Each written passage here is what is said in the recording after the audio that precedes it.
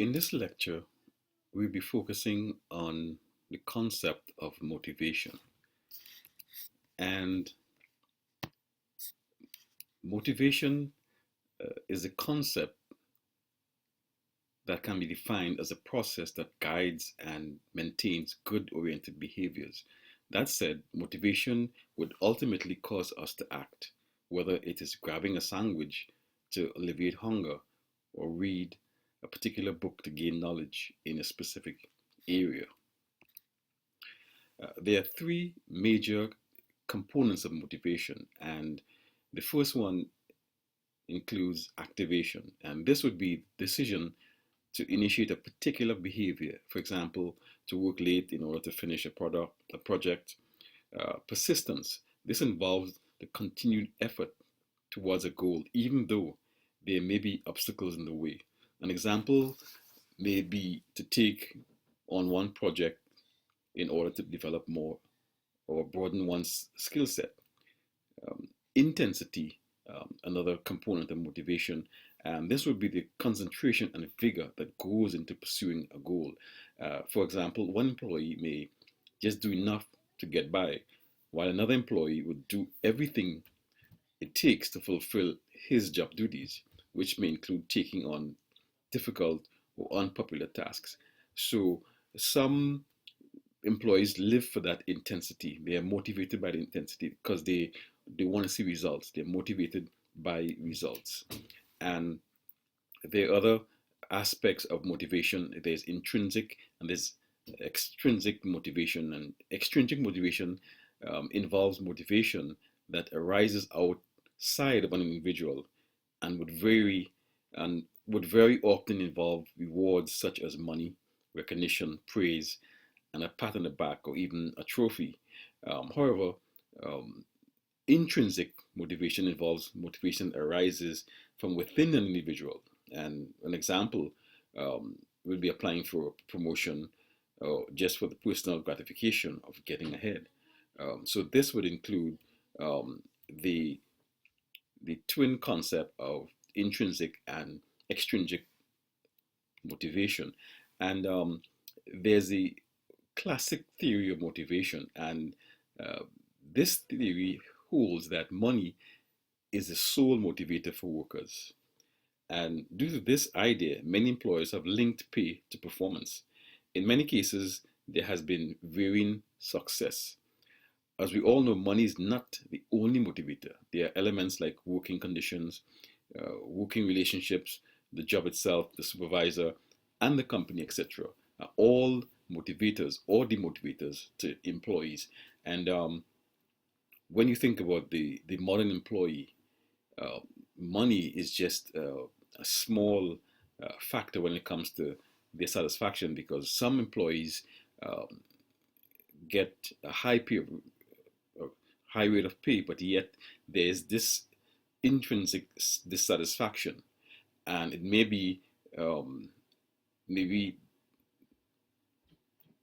lack of respect from co-workers. It may be dissatisfaction with the ethics of the company. So the age-old idea that money is the greatest motivation no longer holds water anymore. And there's this a theory of expectant. This is the expectancy theory from Victor Vroom, and this theory states that motivation depends not only on how much a person wants something, but also on the person's perception of how likely he or she is to get that. So a person who wants something and has reason to be optimistic will be strongly motivated. Um, there are other theories of motivation. One popular theory would be Theory X. This was coined by McGregor, and according to McGregor, managers who prescribe to Theory X were the assumption that employees generally dislike work, and you have to force them to work, and they're lazy individuals. And the first idea is that the average employee naturally dislikes work and will avoid it if possible. The second one, most employees must be coerced, controlled directed, or threatened with punishment to get them to work towards the achievement of organizational objectives. The average employee prefers to be directed and to avoid responsibility, has relatively little ambition, and wants security. So um, these are the ideas that Theory X is based on. And there's also another theory that is totally opposite. It's called Theory Y, and it's also by McGregor. And Theory Y holds the assumption that employees like work, and that under proper conditions, employees will seek out responsibility in attempt to satisfy their social esteem and self-actualization needs. And McGregor's assumption behind Theory Y um, is that work is natural as play and rest.